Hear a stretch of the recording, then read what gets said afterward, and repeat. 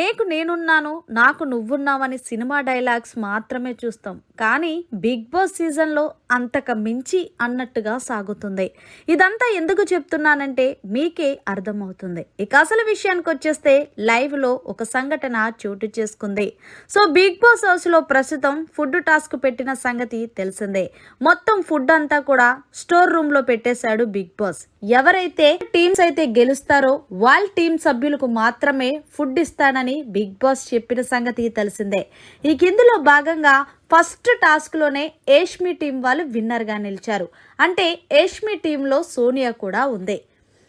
అయితే అసలైన విషయం ఏమిటి అంటే సోనియా అలాగే నిఖిల్. సోనియా బాధపడుతూ బయట గార్డెన్ ఏరియాలో కూర్చుంది. ఇక నిఖిల్ సోనియా దగ్గరికి వెళ్ళి, ఎందుకు సోనియా అలా డల్గా ఉన్నావు, మీరు టాస్క్లో విజయం సాధించారు కదా, నువ్వు హ్యాపీగా ఉండాలి కదా అంటే, నిఖిల్ నేను బాధపడుతుంది ఆలోచిస్తుంది నీకోసమే నాన్న, ఎందుకంటే మేము గెలిచాం, మేము ఫుడ్ తింటాం, కానీ నువ్వు పొద్దున్నుంచి ఏమీ తినలేదు, అది నా భయం.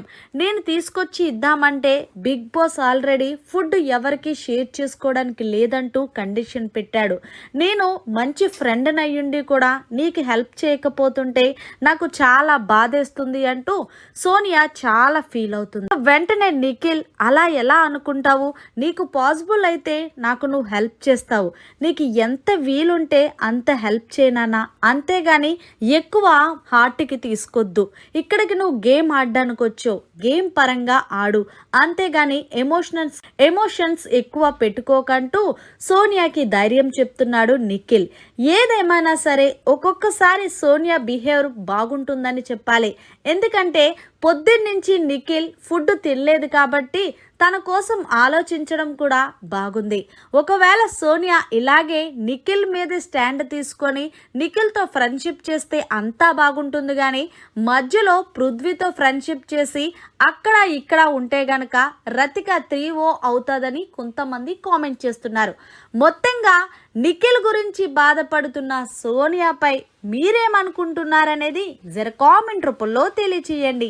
ఇదంతా కూడా రాత్రి లైవ్లో టెలికాస్ట్ అయింది. ఇదే గనక ఎపిసోడ్లో చూపిస్తే వీళ్ళిద్దరూ ప్రేమ పక్షుల్లా విహరించడం ఖాయం బిగ్ బాస్ హౌస్లో. మరిన్ని లేటెస్ట్ అప్డేట్స్ కోసం చూస్తూనే ఉండండి మన ఛానల్.